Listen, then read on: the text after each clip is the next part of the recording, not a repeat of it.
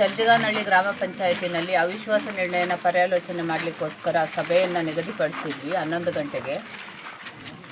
20ನೇ ತಾರೀಕು ಡಿಸೆಂಬರ್ ಈ ಪಂಚಾಯಿತಿಯ 12 ಜನ ಸದಸ್ಯರು ಇವಾಗಿರುವ ಅಧ್ಯಕ್ಷರಾದ ಶ್ರೀನಿವಾಸ್ ಅವರ ಮೇಲೆ ಅವಿಶ್ವಾಸ ನಿರ್ಣಯವನ್ನು ಮಂಡಿಸಿ ಅರ್ಜಿಯನ್ನು ಸಲ್ಲಿಸಿದ್ರು.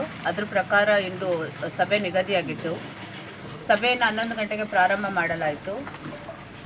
ಟೋಟಲ್ 17 ಜನ ಸದಸ್ಯರ ಸ್ಟ್ರೆಂತ್ ಇರ್ತಕ್ಕಂಥ ಚಲ್ದಿಗಾನಹಳ್ಳಿ ಗ್ರಾಮ ಪಂಚಾಯತಿನಲ್ಲಿ 12 ಜನ ಸದಸ್ಯರು ಹಾಜರಿದ್ದರು. ಕೋರಂ ಇದ್ದಿದ್ದರಿಂದ ಸಭೆಯನ್ನು ಆರಂಭ ಮಾಡಿದ್ದೀವಿ.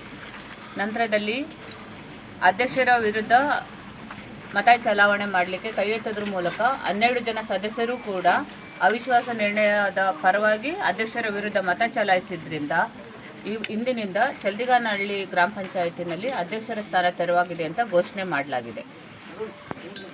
ನೋಡಿ, ಈಗ ಅಧ್ಯಕ್ಷರ ಸ್ಥಾನ ಖಾಲಿಯಾಗಿದೆ ಅಂತ ಹೇಳಿಬಿಟ್ಟು ನಾವು ಜಿಲ್ಲಾ ಚುನಾವಣಾಧಿಕಾರಿಗಳಿಗೆ ಪತ್ರವನ್ನು ಬರೀತೀವಿ. ಅವರು ರಿಟರ್ನಿಂಗ್ ಆಫೀಸರನ್ನು ಅಪಾಯಿಂಟ್ ಮಾಡಿ ಚುನಾವಣೆಯನ್ನು ನಡೆಸಬೇಕು ಅಧ್ಯಕ್ಷರ ಸ್ಥಾನಕ್ಕೆ. ಅದು ನಾವು ಜಿಲ್ಲಾಧಿಕಾರಿಗಳಿಗೆ ಮಾಹಿತಿಯನ್ನು ಕೊಡ್ತೀವಿ. ಅವರು ನಿರ್ಣಯ ಮಾಡ್ತಾರೆ ದಿನಾಂಕವನ್ನು ಯಾವತ್ತು ಮಾಡಬೇಕು ಅಂತ ಹೇಳಿ. ಈ ದಿನದಿಂದ ಯಾವುದೇ ರೀತಿ ಏನೂ ಇರೋದಿಲ್ಲ. ಅಧ್ಯಕ್ಷರ ಸ್ಥಾನ ಖಾಲಿಯಾಗಿದೆ ಅಷ್ಟೇನೆ. ಮುಂದೆ ಚುನಾವಣೆ ನಡೆಯುವವರೆಗೂ ಅಧ್ಯಕ್ಷರ ಸ್ಥಾನ ಖಾಲಿಯಾಗೇ ಇರುತ್ತೆ. ಚುನಾವಣೆ ನಡೆದ ಮೇಲೆ ಇನ್ನೊಬ್ರು ಅಧ್ಯಕ್ಷ ಆಯ್ಕೆ ಆಗ್ತಾರೆ. Thank you madam.